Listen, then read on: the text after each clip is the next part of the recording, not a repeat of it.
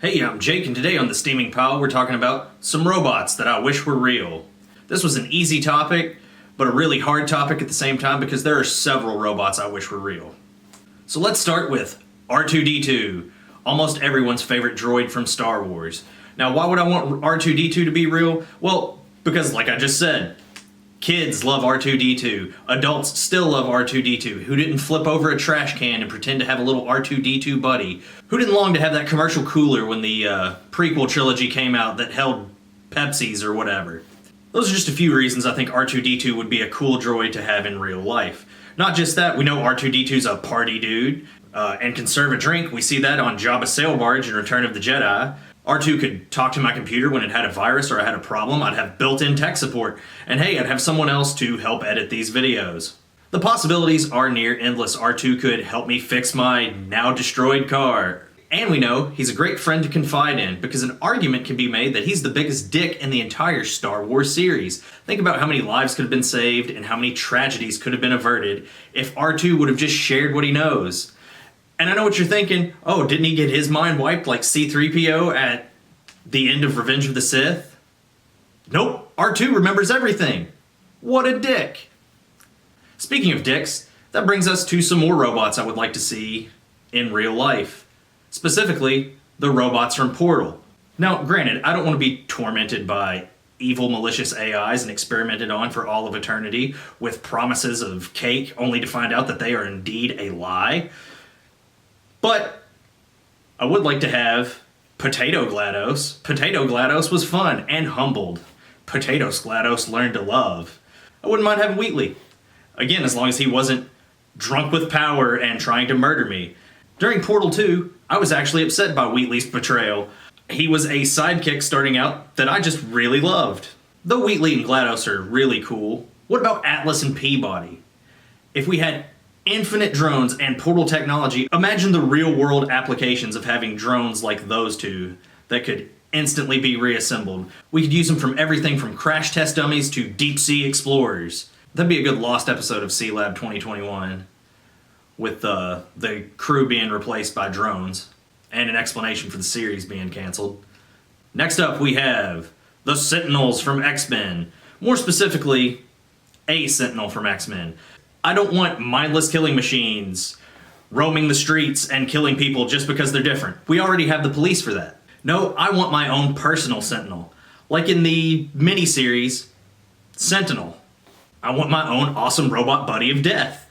I want to ride him around, and maybe instead of programming him to kill mutants, which don't exist, I could have him kill the people involved with the X-Men films that I hate. Hey, I could even program him to take out dangerous sex criminals. Watch out, Hollywood and the Catholic Church. That brings us to our next robot that I would like to see exist in real life. Well, me and every goth scene and emo kid from the early 2000s. That's GUR from Invader Zim. GUR is the SIR unit that was made from trash or spare parts by the tallest of the Urkin Empire and given to Zim. His brain, I believe, was made out of paper clips, loose change, and a gumball. And GUR is, delightfully or annoyingly, depending on your perspective, insane. But not only that, GUR comes in a lovable puppy costume.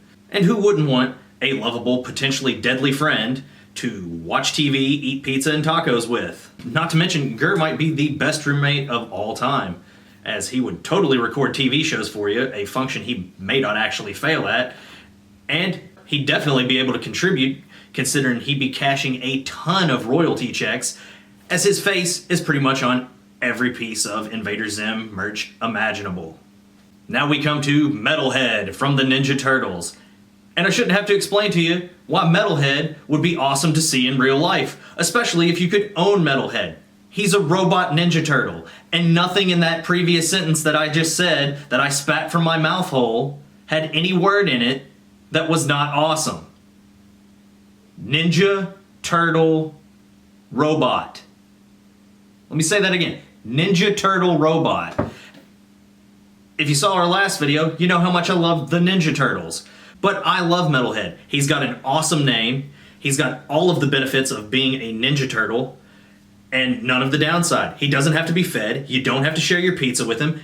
But you can still hang out and chill, and he knows all those sweet fighting moves. And he's technically immortal, because he doesn't have a soul. Which, granted, I don't know if that's an advantage or a disadvantage. Better still, any version of Metalhead that you pick is gonna be great. Minus the evil programming. But there's a downside to most things, I guess. Next we have the MST3K robots. That's Mystery Science Theater 3000. And I'm talking about Tom Servo, Gypsy, Cambot, and Crow. But who wouldn't want these robots? First of all, they're puppets. Puppets are awesome. I guess they kind of are around in real life, but I'd actually like to see them function and move around and be able to have a conversation with Tom Servo and Crow. No offense to Gypsy or Cambot, but I love Tom Servo and Crow. I love MST3K. MST3K is probably the thing that got me into appreciating and watching bad movies for fun. And not only do I watch bad movies for fun, I have a passion for shitty movies. And I think, conversely, a passion for good movies, all thanks to MST3K. And I, like most fans, would love to be able to sit down with actual versions of Crow and Tom and watch a horrible movie for an afternoon, or trapped in a space station forever. That doesn't seem like torture. I could watch shitty movies with those two until the end of time, or 2 back-to-back Manos the Hands of Fate screenings, whichever ended first. Next up we have Bender Bending Rodriguez from Futurama. Good old Bending Unit 1729. Now who doesn't want to have a non-human cigar-smoking, alcoholic drinking buddy? I know I do, but hey, Bender would be a great wingman, good at parties, and we agree on politics. Kill all humans. But not just that, Bender, what puts him over the moon for me, is the fact that he has Colonel Sanders' secret recipe. That's right, chicken grease salt. And that's a big deal for me as a Kentuckian. But besides some of the obvious fun it would be to have Bender as a friend and some of the fringe benefits, let's not forget, sometimes you just need something bent. Next we have Kit from Knight Rider. Kit stands for Knight Industries 2000. Kit was the dope-ass car from Knight Rider. You know, the one that the Hoff rode around in when he was stopping crime in his super advanced car. I haven't watched the series in a long time because I don't want to taint my memory of it. I just remember it being super badass. And hey, who doesn't want a car that can do a super boost at least once every episode? Not only does the car talk to you, but it's voiced by the actor who played Mr. Feeney in Boy Meets World, William David Daniels. So hey, not only do you have an awesome car that'll help you pull chicks and help drive you around, hey, don't have to worry about getting home after a night of drinking. Kit's got you covered. And not only that, he'll admonish you and give you, not only that, he'll admonish you for your debauchery.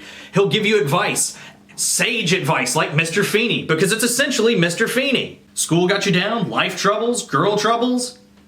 It doesn't matter. Mr. Feeney Kit has you covered. Hey, and not only that, Mr. Feeney, not only that, the only downside, if it's a downside, maybe not a downside if you're into robotic voyeurism, if you're boning in your car, Kit could critique your performance after the fact, or during the fact if you really want to freak out whoever you're with. Imagine Kit offering unsolicited sexual advice while you're boning inside of him. Slap her ass, increase thrust from in it. That's not the G-spot. Or if he's just getting really into it, oh yeah, do it. Spit in his mouth, you whore.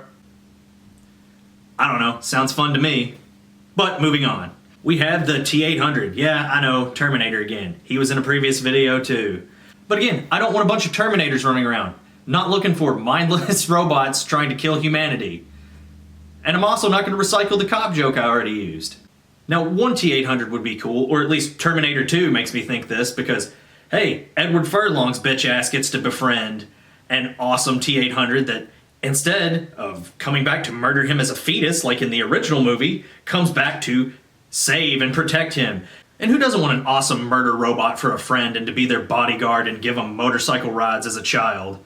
Not just that, he's wearing the skin of Arnold Schwarzenegger. So if it was real in our world, imagine all the places that robot would be able to get you in that you're not supposed to be able to go.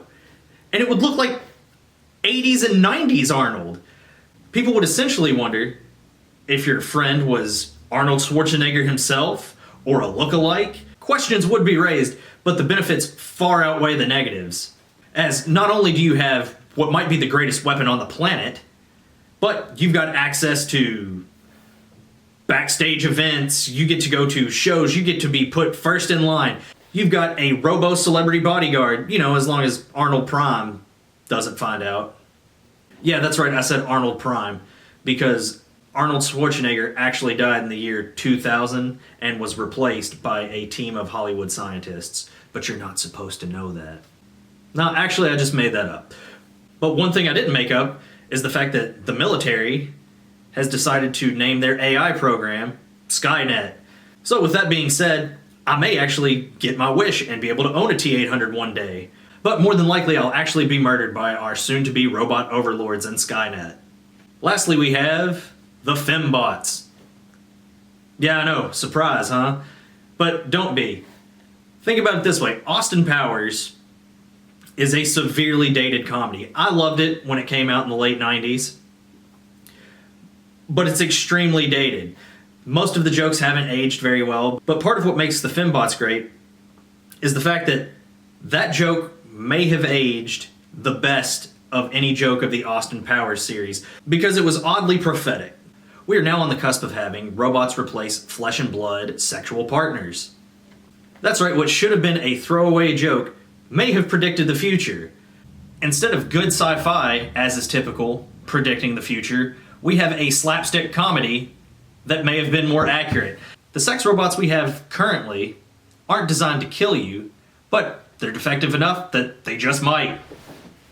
Now I realize this was robots that I want to see in real life, and you may be thinking, well, we already have sex robots in real life, and like you just said, they predicted the future and blah, blah, blah. Yeah, that's right.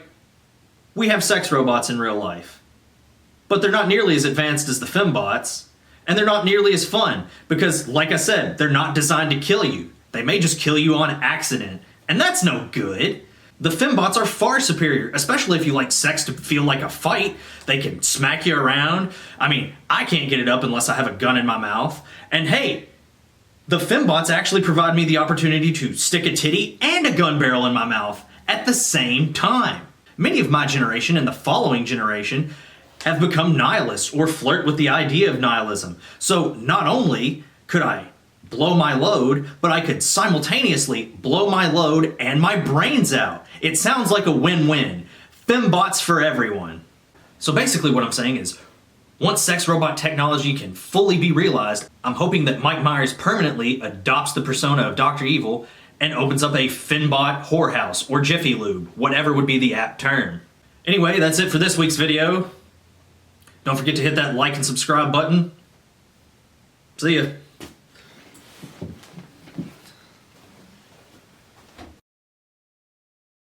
I just want one version of the T-800.